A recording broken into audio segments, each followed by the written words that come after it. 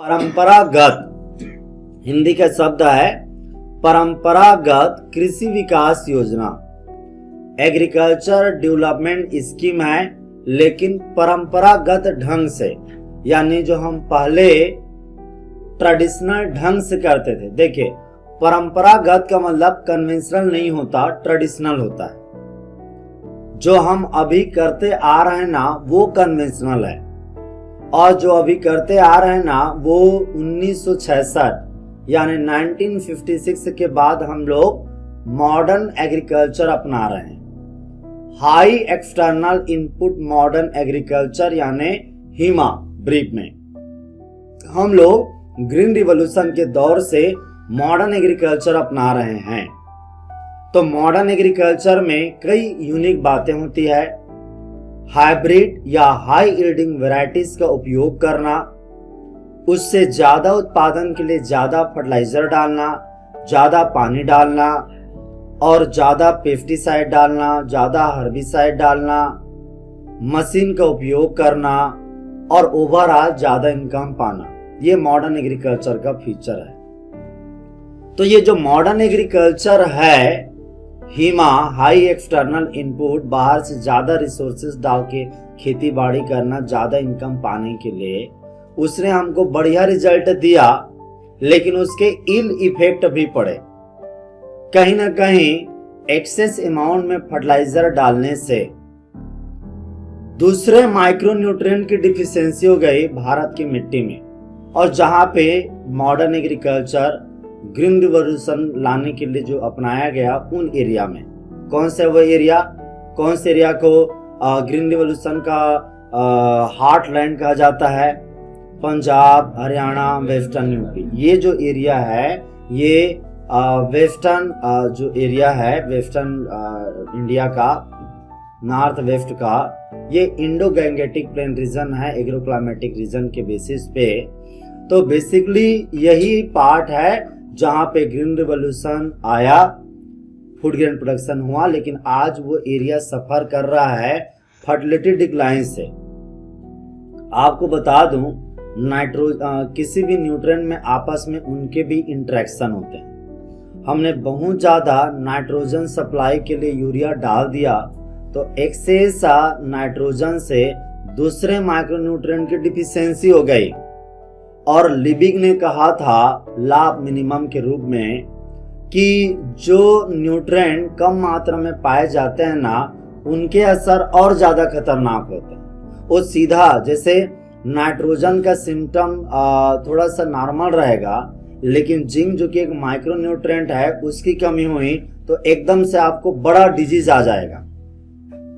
तो माइक्रोन्यूट्रिएंट की प्रॉब्लम आने लग गई, ग्राउंड वाटर का लेवल डाउन हो गया और सोइल सैलिनिटी डेवलप हो गई, सोडियम का एक्सेस हो गया, सोडियम के साल्ट का, कैल्शियम और मैग्नीशियम के साल्ट का एक्सेस हो गया, तो सैलिनिटी और सोडिसिटी प्रॉब्लम आने लग गई। सोडिसिटी यानी सोडियम की एक्सेस से ना मिट्टी का ऐसा बनावट हो जाता है कि पानी ऊपर में ही रह जाता है, नीचे इन्फिल्ट्रेट नहीं हो पाता और वाटर लॉगिंग यानी जल भराव की स्थिति बन जाती है। तो ये सब समस्या आने लगे, तो जरूरत पड़ी हमें सस्टेनेबल एग्रीकल्चर की, टिकाऊ खेती की। और टिकाऊ खेती की दिशा को ही प्रमोट करने के लिए ये योजना 2015 में लाया गया। 2015 में ये परंपरागत कृषि विकास योजना लाया गया और इसमें ना सोइल हेल्थ मैनेजमेंट को फोकस रखा गया।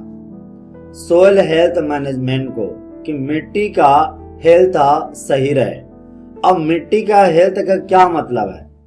वैसे सिंपल मतलब में, जैसे हम इंसान का हेल्थ कहते हैं, तो हेल्थ का मुख्य कंसर्न होता है माइक्रोब से फ्री होना, माइक्रोब जो डिजीज करते हैं उनसे फ्री होना।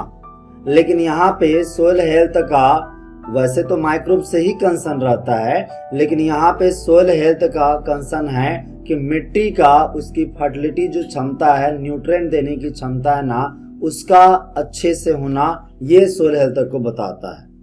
तो सोइल हेल्थ मैनेजमेंट में हम मिट्टी की फर्टिलिटी को रीस्टोर करते हैं, वापिस लाते हैं। और ये एक सेंट्रल स्पॉन्सर्ड स्कीम है। तो सेंट्रल स्पॉन्सर्ड स्कीम का मतलब समझ में आ गया? स्टेट और सेंटर मिलके करेंगे, स्पॉन्सर्ड है, ठीक है। सेंट्रल सेक्टर होता तो 100% सेंट्रल गवर्नमेंट देता, ये सेंट्रली स्पॉन्सर्ड है, यानी जो भी राज्य स्कीम को चलाएंगे उनको भी अपना पैसा लगाना पड़ेगा। ये परंपरागत कृषि विकास योजना है वो ना, ये लाइन पूछा गया था, ऑर्गेनिक फार्मिंग को प्रमोट करता है। परंपरागत कृषि विकास कैसे हो सकता है? Bye promoting the organic farming.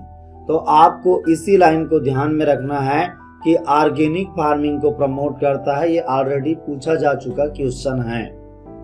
और यहाँ पे जो सोइल हेल्थ है उसमें इंप्रूवमेंट आएगा, ठीक है, सोइल हेल्थ में इंप्रूवमेंट आएगा। प्रधानमंत्री परंपरागत कृषि विकास योजना है, ये ऑर्गेनिक फार्मिंग को प्रमोट करता है। तो यहाँ पे दो चीजें होती है, एक ऑर्गेनिक विलेज एडॉप्शन होता है, मतलब लोगों को इनकरेज किया जा रहा है कि वो ऑर्गेनिक विलेज बनाएं। अब ऑर्गेनिक विलेज का मतलब क्या है? क्लस्टर अप्रोच को ध्यान में रख के, क्लस्टर का मतलब होता है ग्रुप।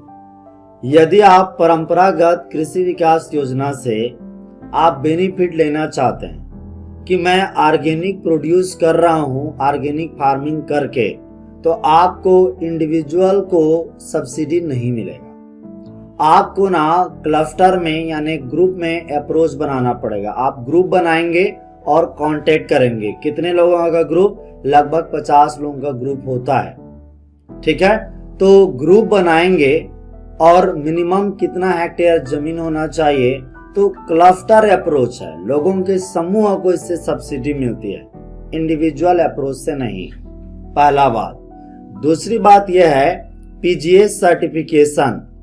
अब आपको जानिए, जैसे ऑर्गेनिक प्रोड्यूस होते हैं, मार्केट में खरीदते हैं ऑर्गेनिक टोमेटो, तो नॉर्मल टोमेटो यदि 40 रुपीज पर केजी बिक रहा है तो ऑर्गेनिक टोमेटो कम से कम 70 या 80 बिकता है। उसमें लिखा रहता है ऑर्गेनिक टोमेटो, क्योंकि सब जानते हैं ऑर्गेनिक टोमेटो में या ऑर्गेनिक प्रोड्यूस में केमिकल कम लगे हैं, और केमिकल कम लगने की वजह से वो स्वादिष्ट भी होगा, हेल्दी होगा और बॉडी के हिसाब से भी ठीक होगा। तो केमिकल कम लगा करके यदि किसी ने वो कल्टीवेट किया है तो उसका कीमत ज्यादा होता है, लेकिन वो सर्टिफिकेट होगा, लोगो लगेगा प्रोड्यूस में, क्योंकि कोई भी आदमी केमिकल का उपयोग करके वो टोमेटो प्रोड्यूस किया और उसको ना पैकेट में ऑर्गेनिक चिपका करके नहीं बेच सकता, उसे सर्टिफिकेशन की प्रोसेस से गुजरना पड़ेगा। और सर्टिफिकेशन के लिए भारत सरकार का सबसे बड़ा बॉडी है, वो कहाँ पे है? गाजियाबाद में, national organic farming centre NOFC। उसको जिम्मेदारी मिला है कि वो टेक केयर करे, और 2 तरह का सर्टिफिकेट मिलता है ऑर्गेनिक फार्मिंग को लेकर के, उनमें एक पीजीएस सर्टिफिकेशन है, ठीक है। तो सर्टिफाई होंगे, आपको जो उन्होंने दायरा दिया है, लिमिटेशन रखा है ना, उनको सबको पालन करना पड़ेगा गाइडलाइंस को ऑर्गेनिक प्रोड्यूस करने के पहले। ऑर्गेनिक प्रोडक्शन करने के अपने फायदा है। अब आप देखिए कि ऑर्गेनिक फार्मिंग में खास करके कहा जाता है कि वह थ्योरेटिकल जो भी आप प्रोडक्शन करेंगे ना, चाहे डेयरी करें या एग्रीकल्चर करें, कोई भी केमिकल ना करें, ये एक स्टैंडर्ड सेंस है। लेकिन ना जिस तरह से पॉपुलेशन ग्रो कर रहा है, तो आप ऑर्गेनिक फार्मिंग को पूरा थ्योरी बाय थ्योरी अपनाएंगे तो जो फूड डिमांड है, जो बढ़ती हुई आबादी है, उसके लिए वो पूरा नहीं कर पाएंगे। तो ऐसे में सरकार के स्टैंडर्ड डेफिनेशन में क्या कहता है? रेस्ट्रिक्टेड यूज ऑफ केमिकल्स, मतलब कम से कम उपयोग, एंड मोर उपयोग of the organic way, organic manures. Organic way जैसे आप इंसेक्ट कंट्रोल करना है तो पेस्टिसाइड मत लीजिए, इंसेक्टिसाइड मत लीजिए, जो नीम का एक्सट्रैक्ट है उसका उपयोग कर लीजिए। आप फर्टिलाइजर देना नहीं दीजिए, कम से कम दीजिए, आप दीजिए गोबर खाद या कंपोस्ट। तो ऐसा ही ऑर्गेनिक फार्मिंग में है। तो ओवरऑल प्रोडक्शन का लेवल कम होता है ऑर्गेनिक फार्मिंग में। तो जब प्रोडक्शन का लेवल कम होता है तो किसान यदि सेम ही प्राइस रहेगा तो क्यों लगाएगा, ऑर्गेनिक प्रोड्यूस क्यों लगाएगा जब प्रोडक्शन का लेवल कम है और प्राइस ऑर्गेनिक प्रोड्यूस का टोमेटो का सेम रहेगा। तो इसलिए मार्केट में डिफरेंस रहता है प्रोड्यूस को, और ऑर्गेनिक फार्मिंग अप्रोच करते हैं। यहाँ क्या है क्राइटेरिया, देखिए मिनिमम 20 हेक्टेयर का साइज होना चाहिए। देखिए आप पुराना डाटा देखते हैं तो पुराने में, क्योंकि समय के साथ में स्कीम में भी बदलाव होते रहते हैं, मैं कोशिश कर रहा हूं आपको सरकार जो लेटेस्ट बातें रख रही है ना वही रखूं। तो पुराने वाले डाटा में यदि किसी में वेरिएशन आएगा तो भी आपको करेक्टिफाई करना है, क्योंकि पुराने यदि वेबसाइट वगैरह में पुराने डाटा होंगे वो अपडेट नहीं किए हैं तो उसको आप पढ़ते हो तो दिक्कत में आ सकते हो। ये परंपरागत कृषि विकास योजना में जो क्लस्टर बनाना है कितने हेक्टेयर का, मिनिमम 20 हेक्टेयर का साइज रखने के बावजूद ही आप कांटेक्ट करोगे गवर्नमेंट को। और 20 हेक्टेयर मतलब इंडिविजुअल का नहीं है, आप मान के चले 50 किसान हो गए और 50 किसान किसी ने 1 हेक्टेयर मिलाया, किसी ने आधा, इस टाइप से मिला सकते हैं। आ रहा है समझ में। और मिनिमम 20 हेक्टेयर साइज है। If state have asked to implement a cluster size of 1000 hectare in the plain area, जो स्टेट गवर्नमेंट यदि सरकार का इसके तहत में पूरा पैसा उठाएगी ना तो उसको डायरेक्टली टारगेट लेना पड़ेगा 1000 हेक्टेयर का। प्लेन एरिया में स्टेट गवर्नमेंट 1000 हेक्टेयर में ना ऑर्गेनिक फार्मिंग करवाने का वो ठेका लेगा, और जो हिल एरिया है वहां पे 500 हेक्टेयर ये स्टेट को जब सब्सिडी जाएगा ना उस कंडीशन में। और किसान आपस में करेंगे। किसान कैसे करेंगे, किसान पहले ना फार्मर प्रोड्यूसर ऑर्गेनाइजेशन बना ले एपीओ, और फिर आपस में अपनी ना मतलब मैं ऐसे 20-50 किसान मिल लें और वो कहें कि मैं 1 हेक्टेयर मिला रहा हूँ ऑर्गेनिक फार्मिंग करने के लिए तो 2 हेक्टेयर कर ले, ऐसा। फिर ओवरऑल मिनिमम 20 हेक्टेयर होना चाहिए। फिर आप अप्रोच कर सकते हैं इस स्कीम के तहत में सब्सिडी लेने के लिए। ठीक है, समझ में आ गया इसका क्या अप्रोच है। अब फार्मर जो एलिजिबल होते हैं, सभी farmer within a group of farmer can avail a benefit up to a maximum of 2 hectare. एक किसान का वो 5 हेक्टेयर मिला देगा 20 हेक्टेयर में से तो उसको फायदा नहीं मिलेगा। वो एक किसान मिनिमम कितना मिला सकता है, 2 हेक्टेयर। तो मिनिमम 20 हेक्टेयर तक करना है। तो यदि 10 किसान मिलते हैं, 10 किसान 2-2 हेक्टेयर मिलाते हैं तो मिनिमम क्राइटेरिया क्वालिफाई कर जाएंगे। तो मिनिमम 10 किसान की जरूरत पड़ेगी। सब 2-2 हेक्टेयर मिलाएंगे तो क्या हो जाएगा, उनका 20 हेक्टेयर हो जाएगा और वो अप्लाई कर सकते हैं, क्योंकि मैक्सिमम वो 2 हेक्टेयर ही मिला सकता है एक किसान। तो मिनिमम 10 किसान की जरूरत पड़ेगी। एक किसान को 2 हेक्टेयर मिलाना पड़ेगा और उसको ना 1 हेक्टेयर के ऊपर में कितना सहायता राशि मिलेगा, 50,000, 50,000 पर हेक्टेयर उसको सब्सिडी मिलेगा। इसका 50,000 का 31,000, 31,000 जो कि 62% है, सीधे तौर पे उसे फील्ड को ऑर्गेनिक कन्वर्जन में और ऑर्गेनिक इनपुट में मिल जाएगा, और बाकी उसको ना रिमेनिंग सेल में मिलेगा। और ये भी है ये जो कन्वर्जन पीरियड है वो 3 साल। तो ये 31,000 तुरंत नहीं मिलेगा, ये अभी लेटेस्ट जो चल रहा है उसके आधार पे है। पुराने प्रोविजन में भी ना सरकारी जो प्रोविजन है उनमें चेंज होकर के लेटेस्ट में यही बातें चल रही है।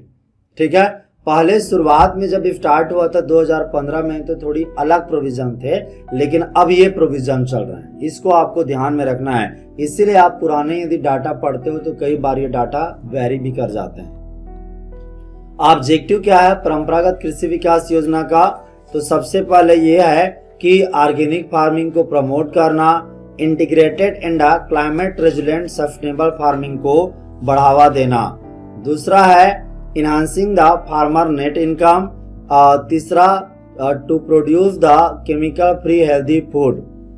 तो केमिकल फ्री हेल्दी फूड मैं हमेशा स्कीम का ऑब्जेक्टिव इसलिए बताता हूँ कि बहुत सारे एग्जाम में ना वो स्टेटमेंट के रूप में ऑब्जेक्टिव को भी देते हैं, ठीक है। तो थोड़ा ऑब्जेक्टिव, क्योंकि ऑब्जेक्टिव कहीं पे भी न्यूज में आया वाला नहीं, बल्कि सरकार जिसको रिलीज किया है ना वही ऑब्जेक्टिव स्कीम का ओरिजिनल लाइन बाय लाइन उनके वेबसाइट से वही मायने करता है। फंडिंग पैटर्न क्या है? फंडिंग पैटर्न है 60-40, नॉर्थ ईस्ट में है 19-10।